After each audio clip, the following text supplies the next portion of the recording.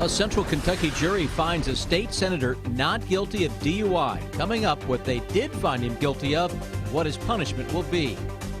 Federal investigators are working to find out what caused a deadly small plane crash in Perry County last night. Thousands of athletes suffer concussions every year. Coming up, what one U.S. senator is doing to make schools aware. Tracking, alerting, protecting. This is WKYT News at 4:30. Good afternoon. Sam, Dick, and Jennifer Palumbo reporting. A trial for a state senator's DUI case has just wrapped up, and a jury says he is guilty of speeding, but not driving under the influence. Police arrested State Senator Brandon Smith in Frankfort in January on the opening day of the 2015 legislative session. He was charged with DUI after police pulled him over for speeding and said he smelled of alcohol. Victor Puente is live in Frankfort with the latest from the courtroom. It's our top story at 4:30.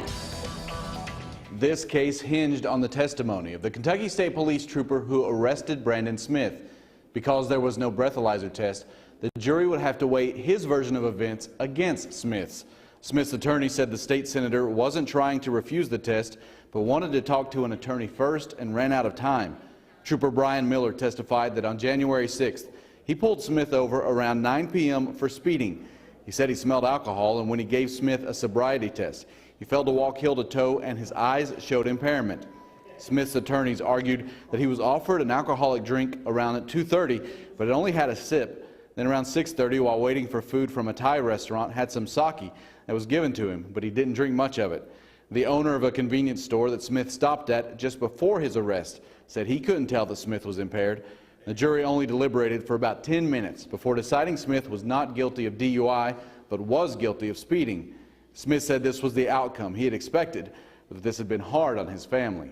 We had maintained all along that we were not intoxicated, and you know, today's trial and the verdict proved that. I mean, obviously it makes you nervous to have to go through anything like this, and being in the public eye, as Bill said, we're vulnerable. Now Smith will get his license back. By Kentucky law, he had to give it up because he'd failed to take that breathalyzer test. But with that not guilty verdict on the DUI, it'll be returned. In Frankfort, Victor Puente, WKYT. Brandon Smith is from Hazard. He represents the 30th District, which includes Bell, Breathitt, Johnson, Leslie, Magoffin, and Perry counties. Investigators with the NTSB and the FAA are trying to figure out the cause of a deadly plane crash in eastern Kentucky. That plane went down last night off Lost Creek Road behind the Wendell Ford Airport near Hazard. The coroner says at least one person was killed. That victim has not yet been identified. Morgan Lentis is in Perry County with the latest. Still a lot of unknowns as to what caused a plane to crash here near the Perry-Breathitt County line around 6:30 Thursday night.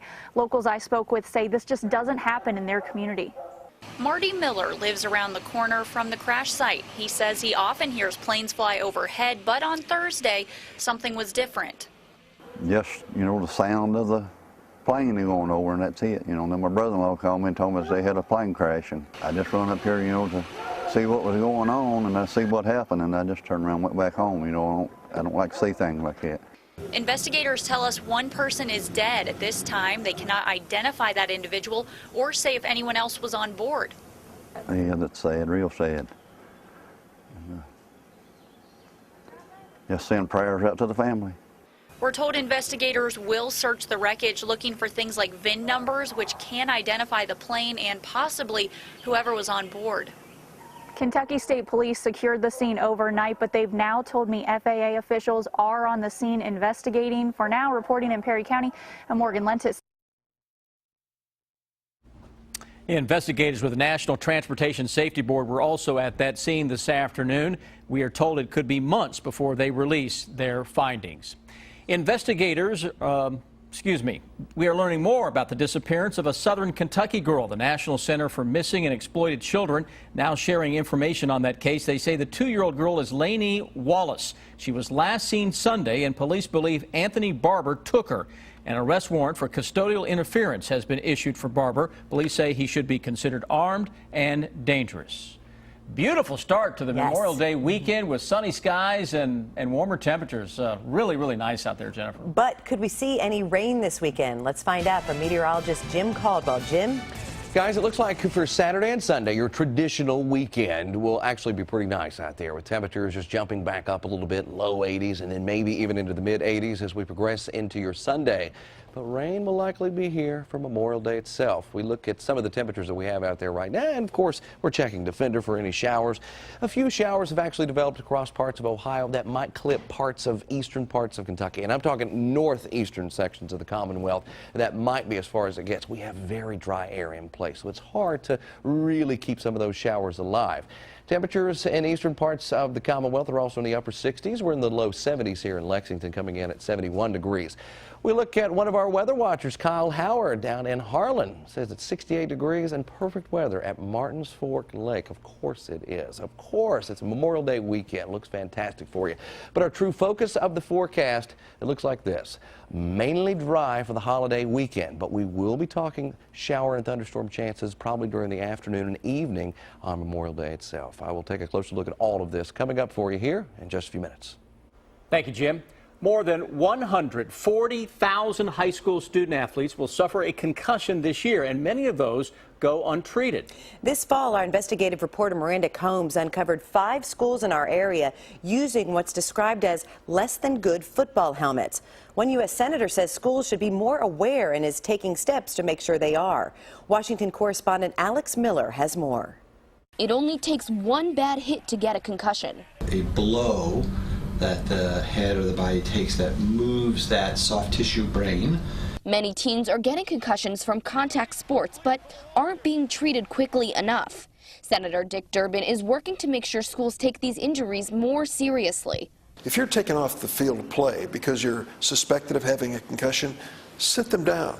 They're not going to return for this game. According to a new study by pediatric neuropsychologist Dr. Gerard Joya, not taking a teen out of a game could be harmful. He followed kids who sustained 1 head injury in a 24-hour window versus kids with 2 injuries in 24 hours. The kids with the 2 injuries had a much longer period of recovery. The brain is much more vulnerable to being re-injured when it's not fully recovered. The NFL, NHL, NBA, MLB, and NCAA backed Durbin's bill. He says the support shows the tides have changed since he was a kid. I was playing football with some of the junkiest equipment in the world, not thinking twice about contact. But he acknowledges even with these advancements, there's still a risk. I'd think twice now about a son or a grandson who wanted to play football. Under Durbin's legislation, students with a suspected concussion would be required to sit out for the rest of the day.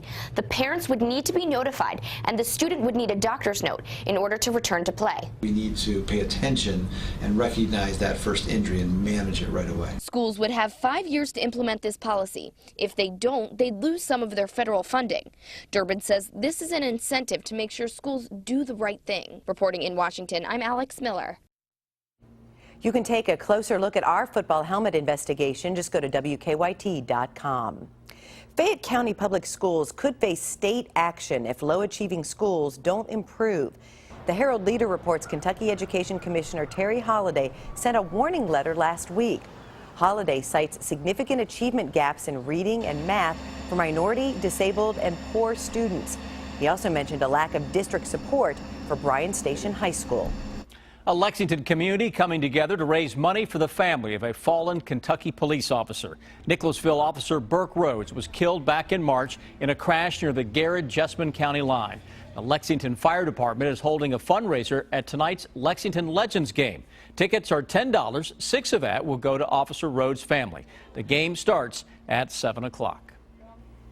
Memphis, Tennessee plans a send-off celebration for the King of Blues. How B.B. King is being remembered ahead on WKYT News at 4:30.